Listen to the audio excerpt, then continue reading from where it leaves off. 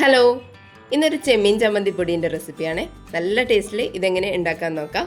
Video കണ്ടിട്ട് ഇഷ്ടമായിട്ടുണ്ടെങ്കിൽ ഒന്ന് ലൈക്ക് ചെയ്ത് സബ്സ്ക്രൈബ് ചെയ്യണേ. ഇത് ഉണ്ടാക്കാൻ വേണ്ടിയിട്ട് ആദ്യം ഒരു കടായി ചൂടാകാൻ വേണ്ടിയിട്ട് വെക്കുക. നന്നായിട്ട് ചൂടായി കഴിഞ്ഞാൽ ഫ്ലെയിം ഒന്ന് ലോ ടു മീഡിയത്തിൽ വെച്ച് കൊടുക്കുക. എന്നിട്ട് ഒരു 10 ഉണക്കമുളക് ഇതിൻ്റെ അകത്തേക്ക് ഇട്ട് കൊടുക്കുക.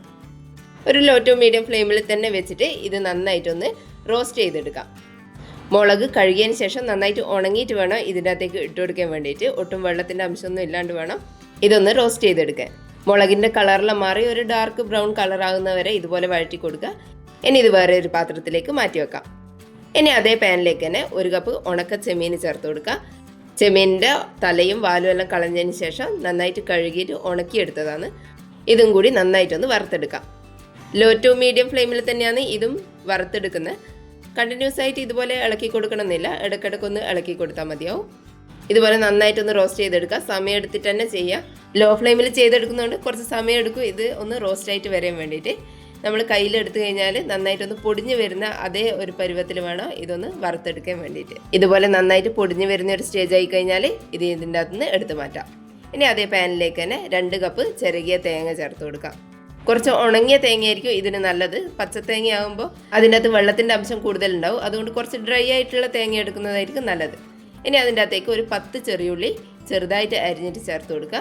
പിന്നെ അതിൻ്റെ അകത്തേക്ക് ഒരു കഷ്ണം ഇഞ്ചി ചെറുതായിട്ട് അരിഞ്ഞതും കുറച്ച് കറിവേപ്പിലയും കൂടി ചേർത്ത് കൊടുക്കുക. കൂടെ തന്നെ ഒരു നെല്ലിക്ക വലിപ്പമുള്ള പുളി അതിൻ്റെ കുരുവെല്ലാം കളഞ്ഞതിന് ശേഷം ചെറുതായിട്ടൊന്ന് മുറിച്ചിട്ടിട്ട് ഇതിൻ്റെ അകത്തേക്ക് ഇട്ട് കൊടുക്കുക. ഇനി ഇതെല്ലാം കൂടി നന്നായിട്ടൊന്ന് വറുത്തെടുക്കാം. ഇതും ഒരു മീഡിയം ഫ്ലെയിമിൽ തന്നെ വെച്ചിട്ട് വേണം വറുത്തെടുക്കാൻ വേണ്ടിയിട്ട്. ഇതുപോലെ ഡ്രൈ ആയിട്ട് തന്നെ വറുത്തെടുക്കണം. വെളിച്ചെണ്ണയൊന്നും ചേർക്കാൻ പാടില്ല. നന്നായിട്ട് കളറ് മാറി വരുന്നവരെ ഇതുപോലെ തന്നെ ഒന്ന് റോസ്റ്റ് ചെയ്തെടുക്കാം. തേങ്ങേൻ്റെ കളറ് അധികം ഡാർക്കും ആയി പോകരുത്. എന്നാൽ തേങ്ങ നന്നായിട്ട് ഡ്രൈ ആയിട്ട് ഉണങ്ങിയിട്ട് വരികയും വേണം. ഒരു ഗോൾഡൻ കളറിനെക്കാട്ടിലെല്ലാം കുറച്ച് കൂടുതൽ ഒരു ബ്രൗൺ കളറായി വരുന്നവരെ ഇതുപോലെ റോസ്റ്റ് ചെയ്ത് കൊടുക്കുക. എന്നിട്ട് ഫ്ലെയിം ഓഫ് ചെയ്ത് കൊടുക്കാം. ഇനി ഒരു മിക്സിൻ്റെ ജാറിലേക്ക് നമ്മൾ ആദ്യം വറുത്ത് വെച്ചിട്ടുള്ള മുളക് ഇട്ട് കൊടുക്കുക. ഇനി ഇതൊന്ന് ജസ്റ്റ് ഒന്ന് ക്രഷ് ചെയ്തെടുക്കാം. ഇതുപോലെ തരിതരിയായിട്ടൊന്ന് പൊടിച്ചെടുത്താൽ മതിയാവും. ഇനി ഇത് നമ്മൾ വറുത്ത് വെച്ചിട്ടുള്ള തേങ്ങേൻ്റെ അകത്ത് ചേർത്ത് കൊടുക്കാം. ഇനി അതിൻ്റെ കൂടെ തന്നെ വറുത്ത് വെച്ചിട്ടുള്ള ചെമ്മീൻ ഇട്ട് കൊടുക്കാം. കൂടെ തന്നെ ഒരു 1/2 ടേബിൾ സ്പൂൺ ഉപ്പ് കൂടി ചേർത്ത് കൊടുക്കാം. ചെമ്മീനിൽ ഓൾറെഡി ചെറുതായിട്ട് ഉപ്പുണ്ടാവും. ഒരു 1/2 ടേബിൾ സ്പൂൺ ഉപ്പ് ചേർത്ത് കൊടുത്താൽ മതിയാവും. ഇനി ഇതെല്ലാം കൂടി നന്നായിട്ടൊന്ന് മിക്സ് ചെയ്തെടുക്കാം. ഫ്ലെയിം ഒന്നും ഓണാക്കണ്ട തന്നെ ജസ്റ്റ് ഒന്ന് മിക്സ് ചെയ്തെടുത്താൽ മാത്രം മതിയാവും. നമ്മൾ ചേർത്ത് കൊടുത്തിട്ടുള്ള ഉപ്പും മുളകെല്ലാം എല്ലാ ഭാഗത്തും ആകുന്നവരെ ഇതുപോലെ ഒന്ന് മിക്സ് ചെയ്തെടുക്കാം. ഇനി നമ്മൾ മുളക് പൊടിച്ചെടുത്ത അതേ ജാറിലേക്ക് തന്നെ ഇതൊരു പകുതി ഇട്ട് കൊടുക്കാം. മുഴുവനായിട്ട് ഒരുമിച്ച് അടിച്ചെടുക്കണമെന്നില്ല, പകുതിയായിട്ട് അടിച്ചെടുത്താൽ മതിയാവും. ഇതുപോലെ കുറച്ച് തരിതരിയായിട്ട് ഒന്ന് പൊടിച്ചെടുക്കാം. അധികം പൊടിച്ചെടുക്കാണ്ട് 1-2 തവണ ക്രഷ് ചെയ്ത് ഇതുപോലെ ചെറിയ തരികളോടുകൂടി തന്നെ പൊടിച്ചെടുക്കാം. ഇതുപോലെ ബാക്കിയുള്ളതും കൂടി ചെയ്തെടുക്കാം. നല്ല ടേസ്റ്റാണ്.